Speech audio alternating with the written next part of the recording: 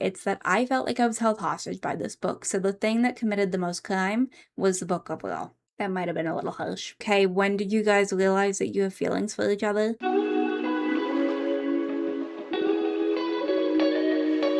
It's that time of the month again where we go ahead and hop into what I read in the month of June. So hi, if you are new here, my name is Lisa. I am fairly new to booktube, but I've been around on booktok for a while. I don't know, been around. I'm not new to YouTube though. I will kind of preface that. I have a gaming channel, so if that is something you're also interested in, I will link that down below. But we are going to go ahead and immediately hop into the books that I read in June. I think we have about 14, which I think is a little bit wild, but you know. And I also think that majority of them are on Kindle.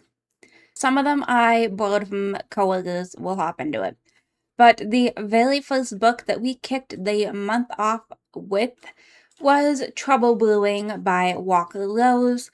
I think I have even possibly made an entire post on this. So this one actually came out at the end of June. I think it was maybe like June 24th, something along those lines. However, I was lucky enough that I received an ARC copy of it. So I had read this one very early in June. And when I say very early in June, I mean I started it at the end of May and I finished it the 2nd of June. So this is one of those books that if you are looking for small town western romance, enemies to lovers, forbidden romance, grief and healing, emotional depth, and return to small town life, you're going to love it. I will say that they did say this book was good for authors, people who liked a certain author, and I can't remember who it was. But I know like those mentions of Elsie Silver, Lila Sage, and there was one other one. Jessica Peterson, maybe? Might have been. But, so this one follows Calder and Meredith. And Calder's dad ends up marrying Meredith's sister. But, so anyways, so they end up going through a little bit of a traumatic thing together where their Calder's dad and Meredith's sister both tragically pass away. And so it ends up being this whole thing because there's a family brewery, hence Trouble Brewing. And there's a family brewery, and Calder and his brothers come back into town for obviously, funeral planning and all that. But they end up trying to kind of fight over who's going to take over the brewery. And at this point, it becomes a little bit of an enemies to lovers in the way of, it should be a forbidden romance, but they're both kind of immediately attracted to each other, but they shouldn't be. And you kind of very quickly get to learn why there's some animosity there, but their chemistry is one of my favorite things about this book. There was yearning, and I'm a big sucker for yearning. I have found that lately in my romance books, which if you've been on the channel for a little while, I find that yearning is lacking in a lot of books lately. So for me to be able to be like the yearning was there in this one, that just brought me so much joy. There is a lot of emotional depth, and I would highly look into trigger warnings just because it's one of those things. Walker Rose did end up making this book feel very real. The characters feel real, the setting feels real. The writing style I absolutely adored. And the ending, I'm not going to spoil it, but the ending had my jaw on the floor, so I ended up giving this one a 4 stars. The second book that I read of the month was Atmosphere by Taylor Jenkins Reid. Now, this is only my second book that I have ever read by Taylor. The first one that I had read was Daisy Jones and the Six, and I absolutely loved it. And I will say that I also absolutely loved Atmosphere. Now, Atmosphere is one of those books that was a 4-star for me up until the very last bit, and the ending of this book broke me. I was sobbing, and I mean like I was sobbing. So I wasn't expecting that out of one of these books, but I love a book that makes me feel things, and if that means that I'm going to cry, then so be it. But this book follows Joan, who is obsessed with the stars and dreams of becoming an astronaut.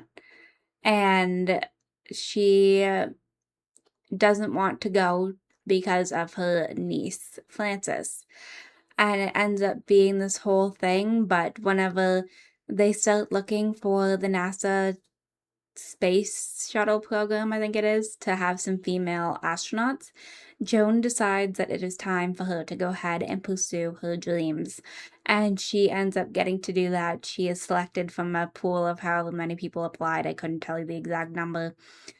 But she makes all of these connections with a bunch of fellow astronauts and ends up getting a little bit intrigued by another fellow astronaut.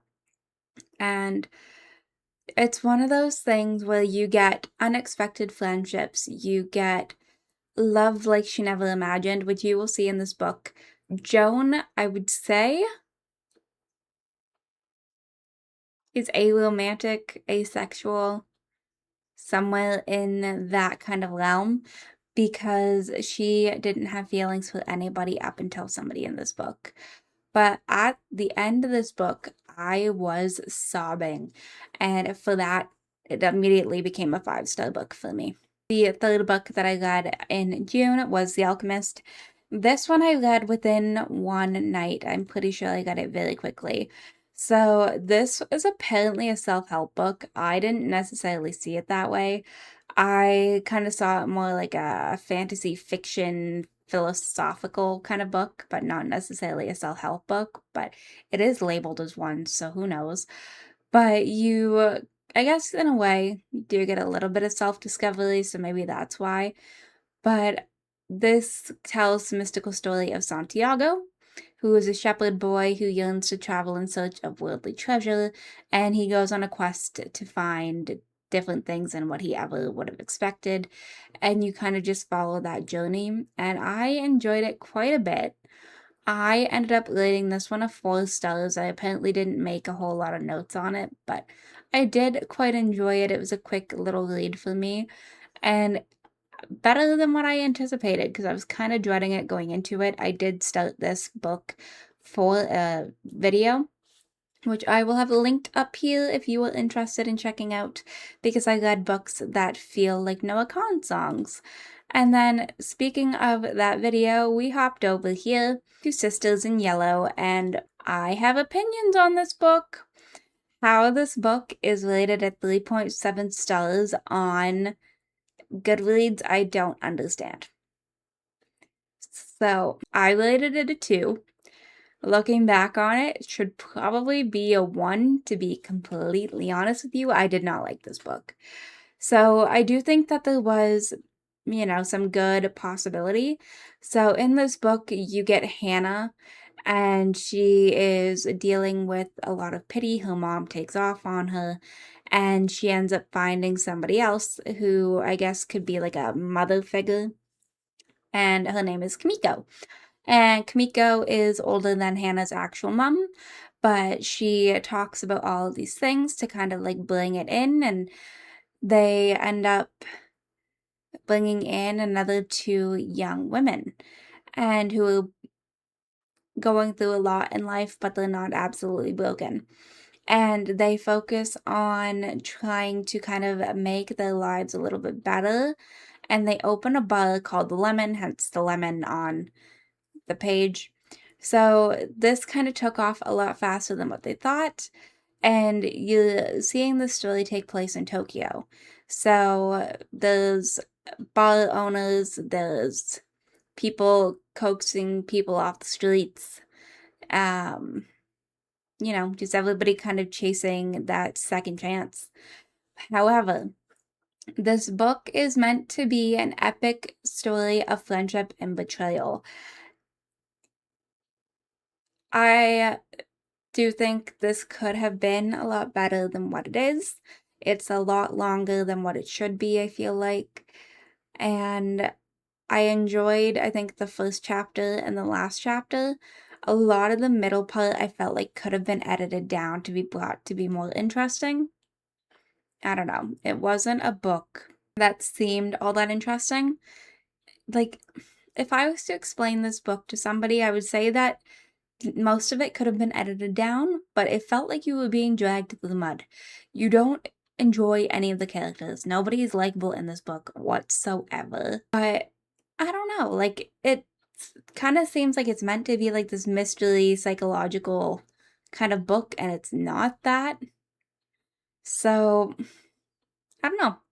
If anything, if I was to say that it was meant to be like, it's a part of the book, for example, as a friend from her past is accused of committing a violent crime.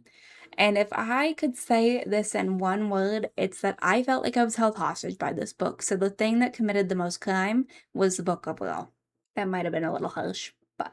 We then hopped on over to my first ever Abby Jimenez book, and I started off with Part of Your World because I thought this would be a good one to kind of get me into her writing.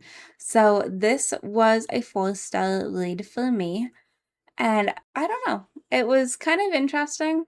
So this is another one of those ones where you trade city life for small town life, hence, the goat on the cover.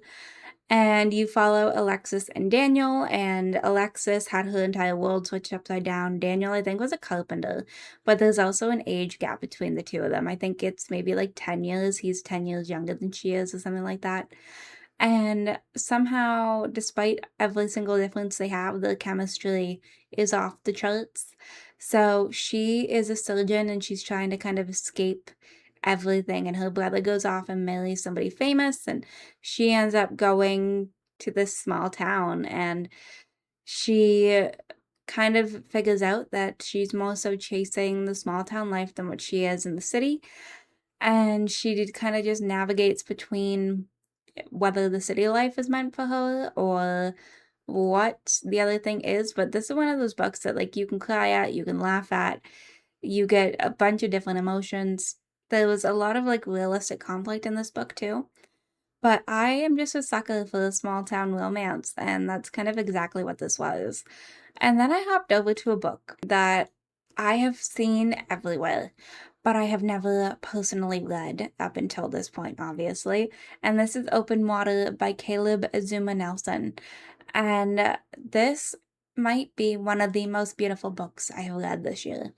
So this is meant to be a tender poetry and love song to Black art and thought, and exploration of intimacy and vulnerability, and how they learn to kind of be soft with each other in a world that is so tough on Black people. And you kind of get to go through it. This also, I think, takes place in London, so it's a little bit of a different thing, but you follow them in their journey, and the two artistic young people who are trying to make their mark in a very difficult world, and they end up falling in love.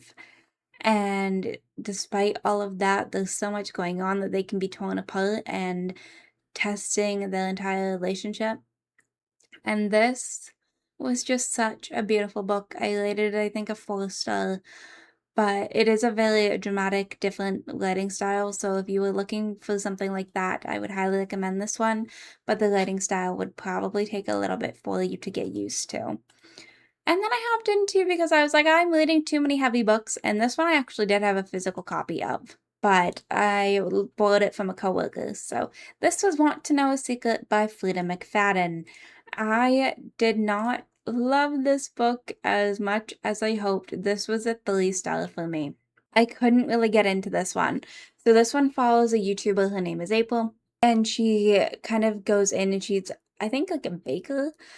Her entire channel is about baking and different tricks and hacks that you can do to improve recipes. And then she's got some other stuff going on, obviously, outside of that realm. And her son disappeared.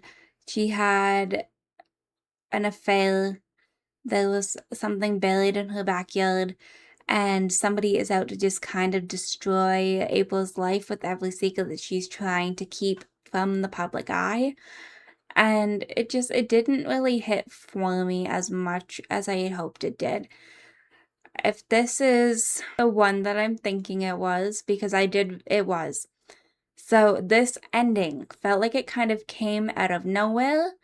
I had a suspicion on what it was. It didn't end up being what I thought, but otherwise, it's still a pretty entertaining book. I feel like you can't really go wrong with a Frida McFadden book. And then, of course, because I was in that realm, I hopped over here to The Tenant, which I also had a physical copy of, but I have since gave back to my coworker because if my coworkers lend me books, I'm not going to lie, I tend to put down anything else that I'm reading, read these, and get them back to them, because if I don't, I feel like I'm going to lose them. So The Tenant. What an interesting read that was. So The Tenant is based on Blake and his wife, whose name I can't remember. I can't remember his wife's name. But he was fired from his job and unable to make mortgage payments. So he is down on income, so he goes ahead and rents out a room. And in comes this character, her name is Whitney, and she's looking for a room to rent, and once she kind of moves in, everything changes for Blake. So people start treating him differently. Things are rotting in his home. Those strange noises in the middle of the night. And Blake starts to wonder if Whitney has it out for him. And by the end of this, there's a trap kind of set.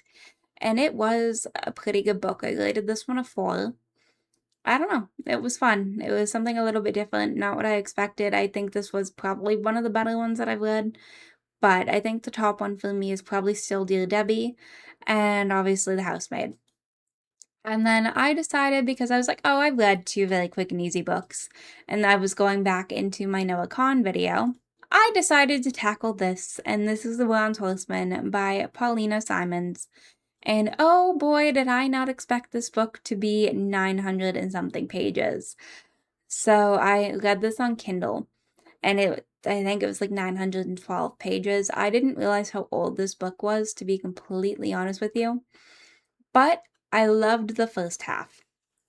So this book is in the middle of a war, and you were following Tatiana, and I believe her sister's name is Dasha, and they're clamped into this apartment with Tatiana's twin brother and her parents, and everything starts to kind of turn upside down whenever somebody, who I'm not going to mention his name because it is based on a real person, attacks Russia and begins the blitz to the city that they live in. And despite all of this, Tatiana meets Alex, and he's an officer in the Red Army. What she doesn't know is that Alex has already met her sister, and they met at some sort of place I can't remember the name of. And despite all of this, and he has this attraction to Tatiana, not knowing that Dasha is her sister. And once all of this happens and the war starts to kind of take, they decide that they can't be together, which I should mention that Tatiana and Alex have a pretty big age gap. She's a teenager and he's in his early 20s.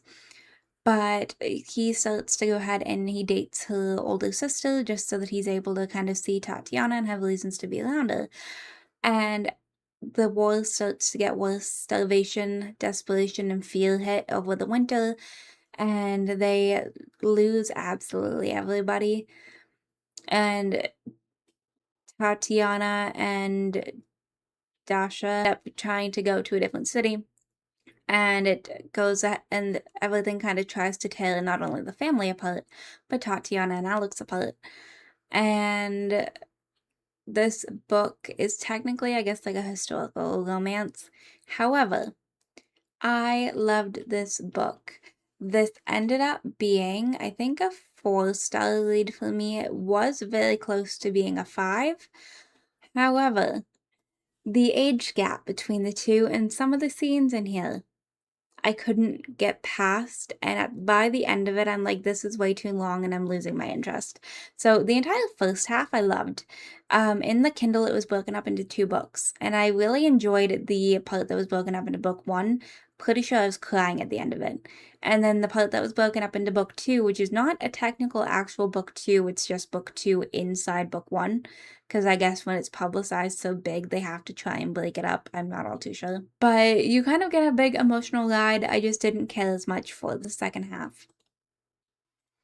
The next book that we went ahead and read, which was still a part of that video, this one I finished, I think, closer to the end of June. Like, I've maybe been done this book for just over a week. So we're getting closer to my more recent ones, but this is Hurt the Lover. I didn't realize this was the second book in a series, so that's on me. But this is meant to be a love story, and you meet Sam and I think Yash, and they live off campus in university at a house, and the boys kind of bring everybody into everything, and you kind of follow different chapters of their lives. So you go through the beginning part where Sam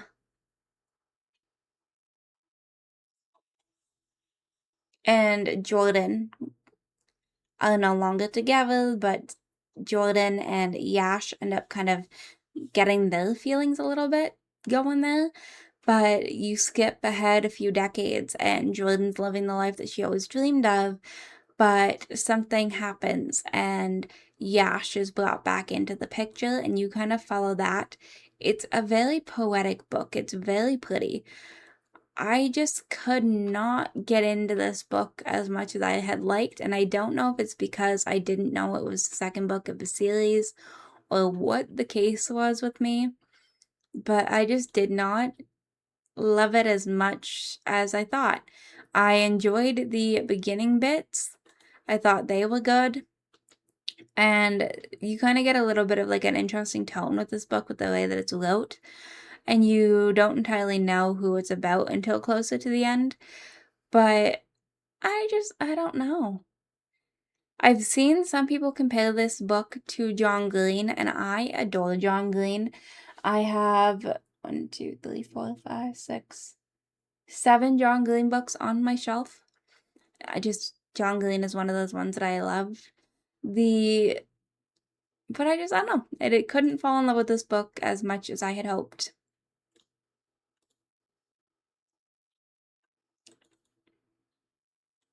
And then we hopped on over here, and this is a book that I was lucky enough to get an ARC for. This one actually releases in just a few days. This one comes out on July 7th. So this is a new series, as you can see at the top of it. This is the Stillwell Sliders. This is basically loaded by Kimberly Page.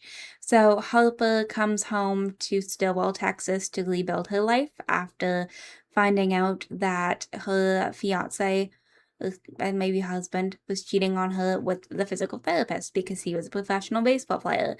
And so she comes home to stay in her grandmother's guest house and runs into this guy, which you can see on the cover. And this is Austin. And Austin is baseball royalty. He ends up getting a really bad injury and ends up having to go back to the lower league. And he had absolutely no interest in Texas whatsoever, and he's trying to rebuild his arm. But he ends up meeting Harper and thinking that she is somebody that's just chasing baseball players, and he throws her out of the place until things kind of change a little bit and it becomes late night conversations, stolen glances across the kitchen, surprise breakfasts, and everything just kind of falling into place a little bit. And however, despite all of that going on, Austin has an expiration date on being in Texas because the MLB wants him back. And within that time, you kind of see that none of this was meant to happen, but it did, and what it's going to play out to be. So this is listed as a forced proximity, enemies to lovers, tension reverse, age gap, found family, and small town chaos banter. So there's a bunch of different things. It says that it's perfect for readers who love emotionally rich, banter-driven romance with heart, humor, and heat, and the storytelling of style of Emily Henry, Lucy Score, and Sarah Adams. And I love Emily Henry and Lucy Score, but I rated this one a 4-star. I think the story could have had a little bit more potential than what it did, though. The pacing seemed to be a little bit uneven for me. Like certain parts of the story were missing, which if you read this book, which it could be different. But in the version that I read, like there was mention of a drive-in and it didn't come to fruition, and just wanting a little bit more detail than what was given. But I do quite enjoy Kimberly Page's writing style, so I would highly recommend. And then we hopped into a book that I read within a day, and it's one that I've had a physical copy of for over a decade, and that is The Perks of Being a Wallflower. And this was one of my favorite books as a teenager, and it is still held up to being a 5-star read for me now. This one is a little bit old. I think it was first published in 1999. So it's a little bit of an older book, but I love it. I also enjoy the movie a lot. This is a hot take, not a huge fan of adaptations, but this is one that I adored. But you follow these diary entries with Charlie, but it always starts off with Dear Friend. And I think it's a lot of fun. You kind of get to know his world as he's navigating high school and meeting all these different people and trying to live his life while going through uncharted territory in a world that he's not used to. So there's first dates, there's mixtapes, family drama, new friends, Rocky Horror Picture Show is a big thing in this book, which I find so funny. But it's kind of just one of those coming of age stories that kind of go through the roller coaster of what it's like to grow up, and I find that it's one that's very relatable, and I adore it. The next book that I went ahead and hopped into was What a Bad Idea Right by K.L. Walther. And the reason I started this book is one of my friends said the main character in this book reminds her of me. And I was like, okay, now I just need to see what you're talking about. So this follows two characters, Audrey, who is named after Audrey Hepburn, which is one thing that I love. So I don't know if maybe that was also a part of it. But she is, I think, 17 or 18. So she's gone through everything. She's the perfect student, perfect child, and yet her parents don't trust her enough to follow her passion. And her passion was glass blowing, which I thought was such an interesting thing to have in a book, because what are the odds of that? I don't know. I feel like glass blowing is not something that a lot of people talk about. So Henry, which is her best friend, proposes this fake dating kind of scheme to win back his ex-girlfriend. They're also business partners, and they go through this whole trial and tribulation of not only are they fake dating, but she ends up getting drunk one night, pays for this scholarship or whatever it is into this program that she wants to go to, has to try and raise all this money back before her parents notice that it's missing. And it's kind of a high risk, high reward situation, I would say. And so she's renting out her parents' mansion. She's using her fake boyfriend and some of his friends. And all in all, I enjoyed it. It was a 3-star. I thought it was a kind of a quick and easy read. I feel like this is like maybe a good beach read or like a young adult read. However, I felt like this book, and I don't know how to explain this, it's kind of one of those ones for romances, those like ones where it's fake dating and you hop in and it's like, oh, okay, let's see what happens. And then you get to it and suddenly things have switched off and you're like, okay, when did you guys realize that you have feelings for each other? That was this to me. I didn't understand when they started to realize they had feelings for each other and when the fake had started to become real.